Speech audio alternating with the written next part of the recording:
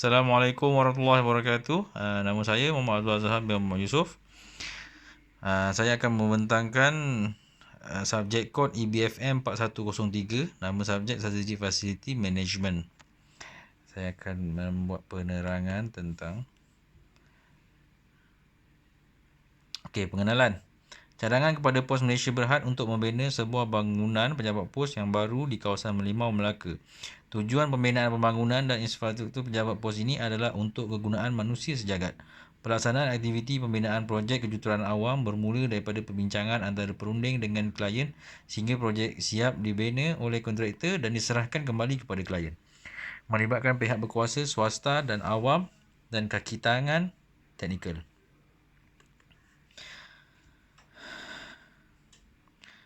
Terdapat beberapa fasa dalam proses reka bentuk. Antaranya ialah fasa program, fasa skematik atau konseptual, fasa pembangunan reka bentuk, fasa dokumen kontrak, fasa pembinaan, fasa penyerahan dan juga fasa pengurusan kemudahan. Mari kita lihat fasa-fasa tersebut. Fasa program pembinaan.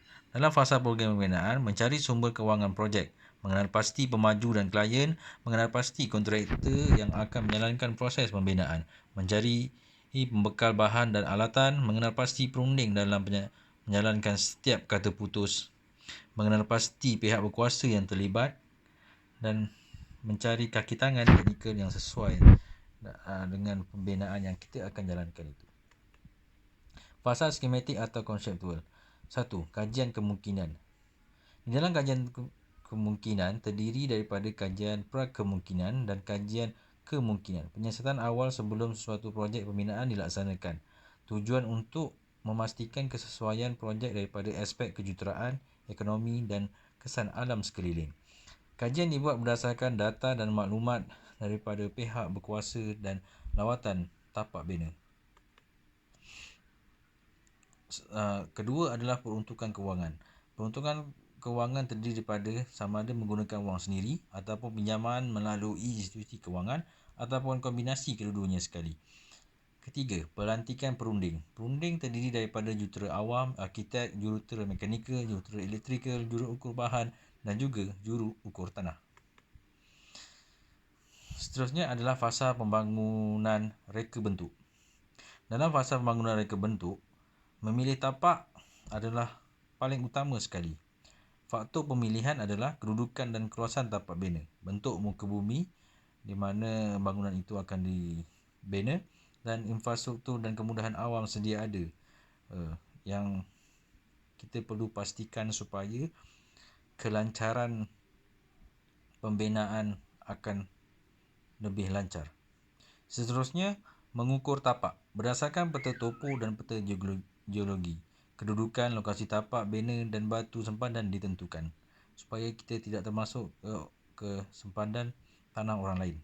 Kerja ukur dilakukan untuk mendapatkan keluasan tapak, aras bumi dan aras grid untuk menentukan profil tanah tapak binaan. Selepas itu kita perlu melakukan penyiasatan terhadap tanah.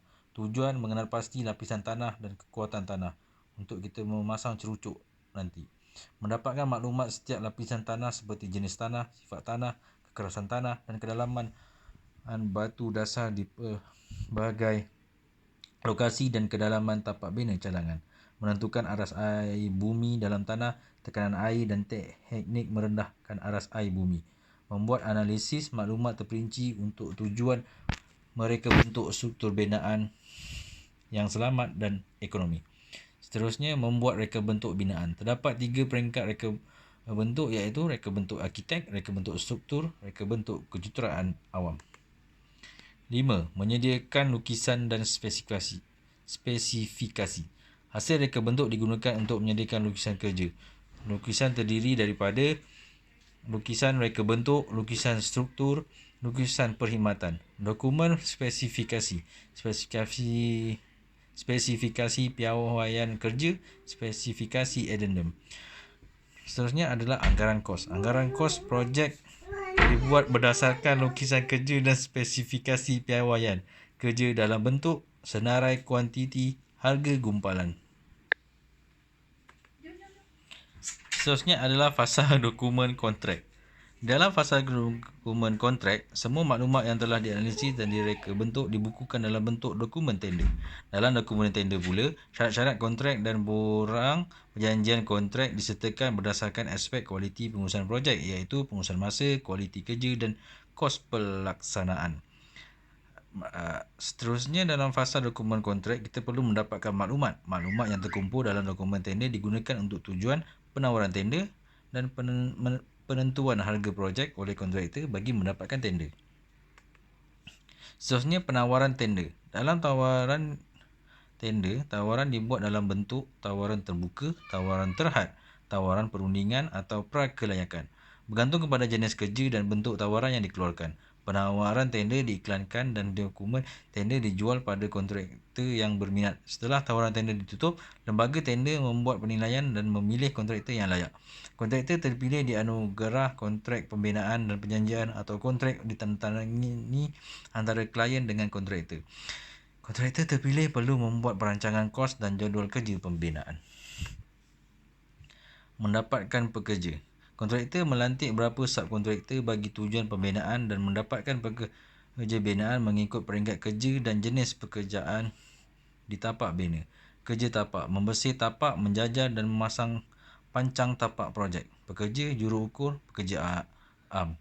Kerja membina struktur pula merangkumi kerja binaan struktur daripada asas hingga ke bumbung. Antara tukangnya adalah keluli, konkrit, logam dan kaca, kayu, bata, pekerja am. Kerja kemasan pula merangkumi kerja kemasan dinding, lantai dan siling. Tukang yang diperlukan adalah tukang lepaan, cat, bumbung, kayu. Kerja bagi elektrik dan jentera pula.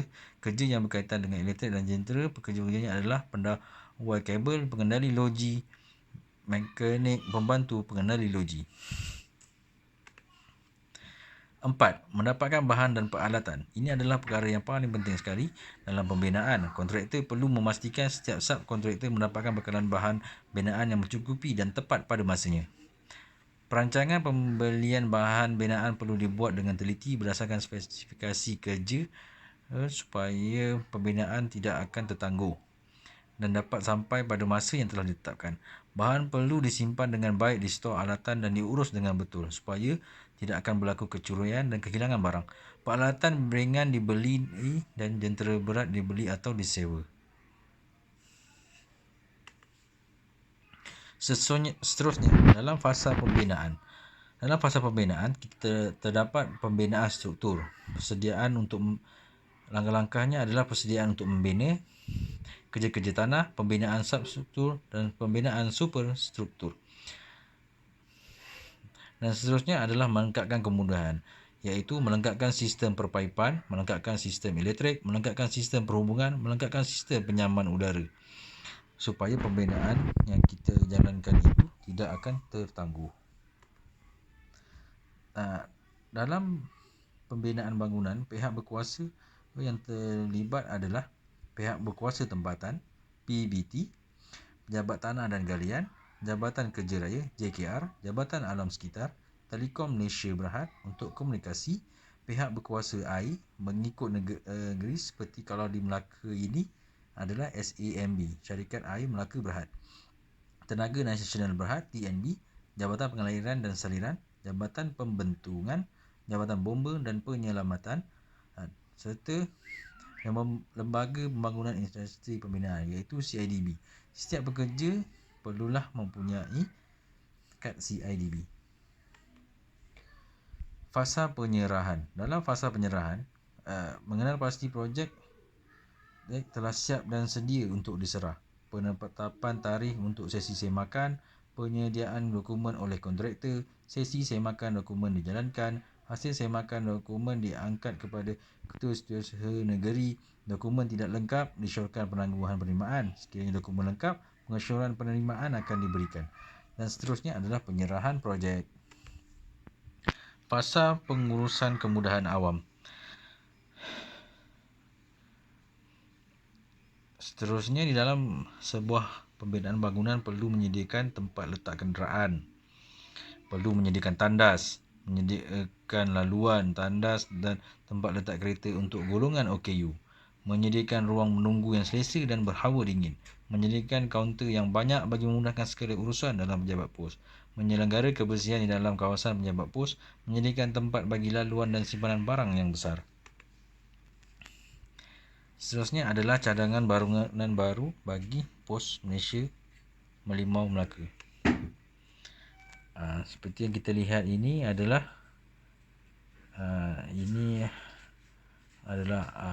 arah 1 ataupun kita panggil ground floor. Kalau kita lihat di situ, cadangannya adalah untuk kawasan tempat letak kenderaan. Seterusnya ada surau lelaki, surau wanita bagi golongan Muslim untuk solat, kawasan pelanggan menunggu giliran. Lepas tu ada tangga dan ada stor simpanan barang. Lepas tu ada kawasan kaunter penerimaan dan penyerahan. Lepas tu ada tandas OKU, tandas wanita dan juga tandas lelaki. Lepas tu pada arah 1 ataupun tingkat 1 kita ada kawasan tempat letak kenderaan juga. Lepas tu kita ada ruang pejabat urusan. Lepas tu ada tangga. Lepas tu ada lift barang-barang untuk stor simpanan. Lift barang-barang ini adalah penting untuk bagi barang-barang yang besar untuk diangkat ke stor simpanan bahagian arah 1. Lepas tu ada tandas wanita, ada tandas lelaki, itu untuk ruang makan staf. Dan seterusnya aras 2 juga ada tangga, ada lift barang-barang dan hanya ada stor simpanan barang untuk ke aras 3. Lift ini penting untuk mengangkat barang-barang yang berat. Seterusnya, impak bangunan baru ini adalah bangunan baru ini dapat memberi keselesaan kepada pelanggan kerana kawasan tempat letak kenderaan yang lebih luas, ruang menunggu yang lebih luas, kaunter perkhidmatan yang banyak, mempunyai ruang solat, kegunaan untuk pengunjung Muslim, mempunyai kemudahan tandas dan yang semestinya adalah mesra OKU, dan juga tempat menyimpan barangan yang lebih luas dapat menjamin kualiti barangan pengirim dan pengantar tidak mudah rosak. Seterusnya, dapat memberi peluang pekerjaan kepada masyarakat setempat, iaitu penduduk Melaka ataupun Merlimau. Memudahkan masyarakat untuk berkunjung, ruang pejabat yang lebih besar memberikan keselesaan kepada staf Pos Malaysia Berhad, ruang makan yang selesa untuk staf, ruang tempat letak kenderaan yang baik untuk staf, dan juga bangunan baru ini juga dapat merealisasikan visi syarikat, iaitu menghubungkan Malaysia dan dunia tanpa sepadan untuk hari ini dan masa hadapan, dan juga misi syarikat iaitu menyedia dan memberikan rangkaian perkhidmatan yang terulung. Sekian, terima kasih daripada saya. Assalamualaikum.